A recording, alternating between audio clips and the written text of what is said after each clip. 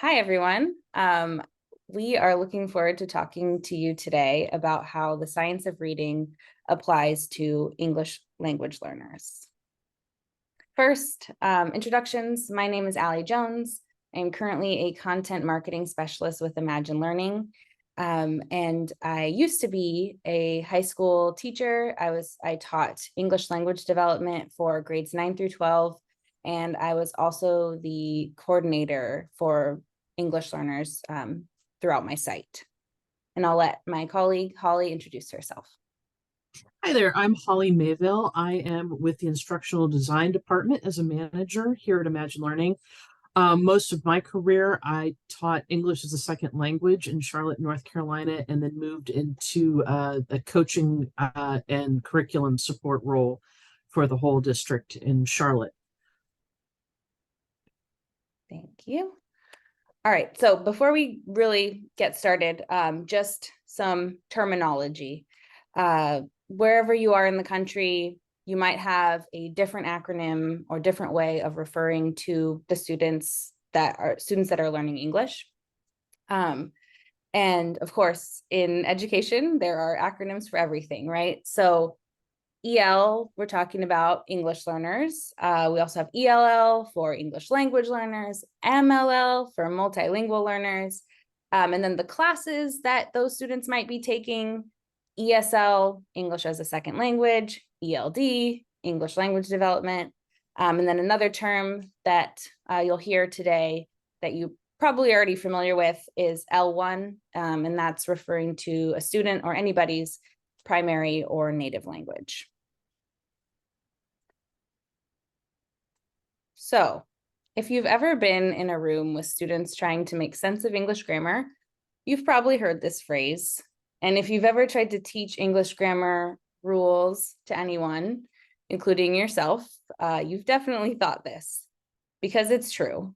English is a hard language to learn for a number of reasons.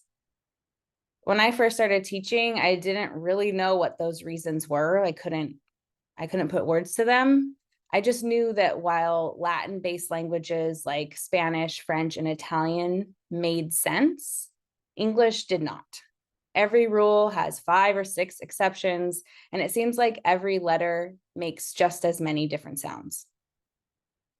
My first year of teaching was also hard. And it wasn't just because, honestly, actually, I shouldn't be putting air quotes around that. It was hard. And it wasn't just because I was teaching this difficult language. Of course, I doubt there's a teacher out there who would say their first year was easy. I didn't really discover why it was so difficult until recently, as I was exploring the science of reading and how it applies to language learning and English learners. Basically, everything I was doing that was prescribed to me by the experts went against what we now know is evidence-based language instruction. So let's talk about some of the things that I did and how I would do them differently with the information I have today. When I was told it was important for my students to speak only English in the classroom, I bought it, mostly.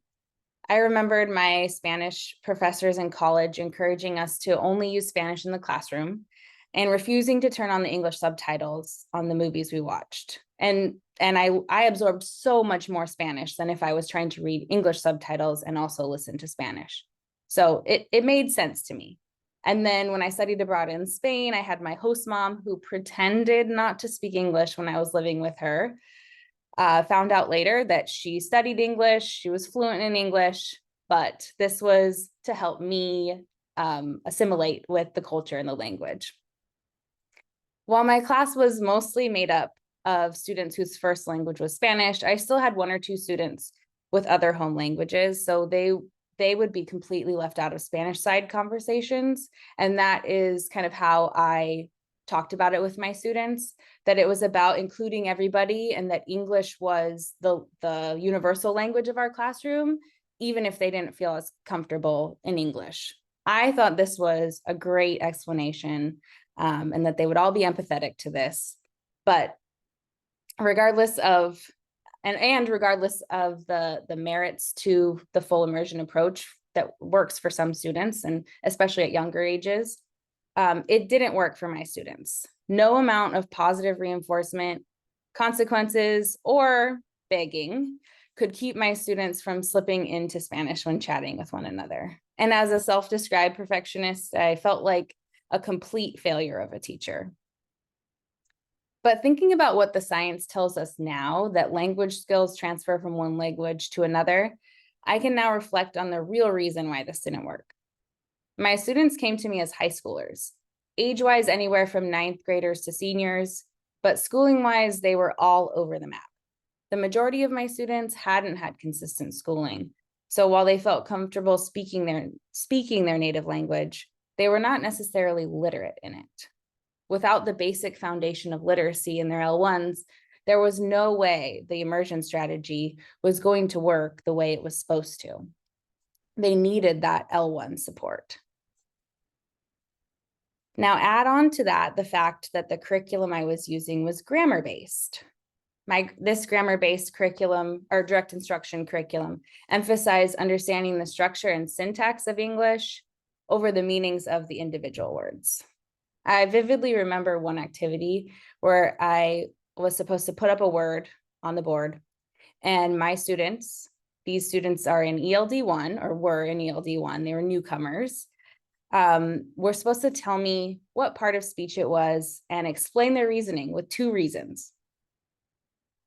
It quickly devolved into a guessing game because what I was asking them to do was to identify the parts of speech of words that they didn't know based on their placement in a sentence they also didn't understand. It was frustrating for all of us, especially when I had to tell them, it's okay if you don't know what it means, when they would constantly ask me what the word meant. I'm not even sure I have to explain why that didn't work, teaching students how to determine whether a word is a verb or a noun without telling them what the word means. But it didn't work because grammar and vocabulary aren't and shouldn't be an either-or situation.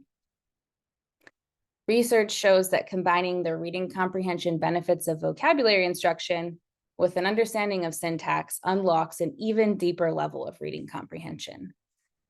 So there's nothing wrong with grammar instruction. It just needs a basic foundation of vocabulary for it to make sense. Just think about the way babies learn their L1s. They start with single words that they understand because they mean something to them. Mama, dad, ball, and so on. Then much later, when they have a good number of words under their tiny little belts, they start putting 2 words together into mini sentences. Mama, go, dad, up. And later in life, when they're learning a second, third, or maybe 5th language, the first things they'll learn, or the first things we learn when we're looking to learn a second language, are the most useful words. Please, thank you, help, restroom. That's because grammar and syntax are the structure of language. And structure is arguably very important, but it can't exist without the building materials. I'm sure you're way ahead of me on this fun analogy, but just in case, those building materials I'm referring to are vocabulary. And vocabulary words in isolation provide some ability to communicate and understand, where grammar doesn't. But then when you combine them with syntax, that's when students are really able to unlock meaning. Another part of the curriculum was a daily language warm-up, where students were supposed to practice saying a few different letter sounds. Without much more direction than that in the teacher's guide, this was challenging too. I never knew if I was doing it right, a typical first-year teacher, but also the lack of instruction. And it always felt like I ended up doing the same letters over and over, despite the fact that there were 26 to choose from. And then there was the problem of actually teaching how to pronounce the letter sounds. When faced with the letter A, it seemed like I discovered another pronunciation with each practice attempt with my students. There are the long sounds like make, short sounds like cat, but then there's also want and many. Those are different sounds. So going back to languages that make sense or don't make sense, when you start trying to explain vowel sounds to someone, you get a really good understanding of why English is in the second category. My students would always complain that the vowels made so many different sounds, while in Spanish, the vowels make the same sound no matter where they are in the word. So while people learning Spanish struggle to pronounce words because they're new to them, they're learning a new language and it sounds different than their first language, it's actually very intuitive once you know the sounds the letters make. Unlike English, where you have words like enough and though and rough. There's no way to change how confusing or difficult that is, but teaching phonemic awareness more explicitly through activities like rhyming, segmentation, and blending can help students understand all the different sounds English letters can make by themselves and when combined with others. And while I can't go back in time and give my students the instruction they needed, I find hope in the fact that I have colleagues who are working to give today's students the type of research-backed instruction that I wish I had access to in my classroom. So I'm excited to introduce my colleague, again, Holley Mayville, who is going to talk a little bit about the exciting things happening in English and Spanish language instruction. First of all, going back to what Allie talked about with the English only classroom versus allowing L1 to be present in the classroom, let's come at these students with a positive a positive view of what they're bringing to the classroom instead of looking at their being English learners as a deficit. They already speak at least one, and in many cases, 2 or 3 languages fluently and read in at least one language. They're already bringing those skills to the classroom. Let's honor and respect those skills and use them where they're going to help. When students can turn to their partners and confirm what they're supposed to be doing in terms of classroom directions, when they can, get feedback and check and make sure that they're on the right track and do that in a language they're comfortable with, that's actually going to set them up for success. In our English only program, language and literacy, we provide that same level of confirmation, having our directions be available in home languages. And when there's an instructional point to be made that doesn't really work just with English, we can use other languages to bring those points home. For example, when we're teaching about learning letter sounds and word sounds through rhyme, we don't use English rhyme to get the point across with students who don't speak English as their first language. We set up our program so that if you're Korean, you'll actually get rhyming words in Korean and a cute little picture to go with it. If you speak Mandarin, you'll get your rhyming words rhyming in Mandarin. That gets the point across, serves exactly the same instructional purpose, and leverages that student's first language in order to help them be more successful. So next slide. Allie was also talking about the importance of vocabulary coming first. And I can't really add much more to what she said. She really nailed it, that students have to build with their words, that they cannot communicate without the words, and then the refinement that comes with understanding grammar and syntax on a metacognitive level just deepens that understanding. But their first success has to be with words. The gaps that they are really needing to close in order to be more successful and proficient with literacy and with language in the classroom comes with those vocabulary banks. And so we really try to develop the vocabulary first. We try to fill up that bucket as full as we possibly can. And then we have elements that we can take to our grammar activities and demonstrate how syntax works, which words fit into which part of the sentences, how to conjugate them or use them correctly. And that grammar then has a contextual basis for it to make sense and be meaningful to the students, and then help them again get that deeper relationship with the language. And the next slide, please.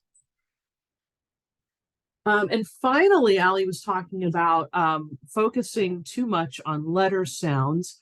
A really great illustration of that is the difference between foundational reading in Spanish versus foundational reading instruction in English. In Spanish, because the letter sounds are in fact regular, and because the Spanish syllables are actually quite regular, um, Spanish Spanish reading teachers can start with syllables as the core molecule of their phonemic instruction. And so they don't have to start back with letter sounds. They can move right into parts of words and then build words, use those as very clear building blocks to build usable and comprehensible words for students to learn to read with. English doesn't have that as an advantage, as Ali pointed out. We've got rough and plow and all sorts of really crazy letter sound issues. So we have to start with letters and demonstrating all the fun different spelling and sound relationships that make up English. So our approach has to be very different fundamentally from how Spanish literacy instruction works.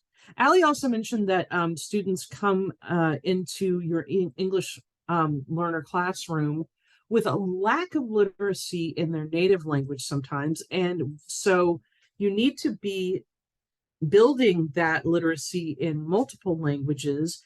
We provide an opportunity to do that by actually developing Spanish literacy instruction with our Imagine Espanol. And that then informs and supports English literacy so that students can do well at reading no matter what language they're reading in. And the research really supports that approach as well, a bilingual approach. Next slide. The other thing that has become clearer and clearer as English language instruction has become better understood and better implemented is that good English instruction and good literacy instruction for English learners has benefits for any child in the classroom because it's academic language instruction and strong research-based literacy instruction. And that students from all sorts of populations facing all sorts of challenges can benefit from the kind of thoughtfulness and academic language first approach and research-based approach that supports good ESL instruction.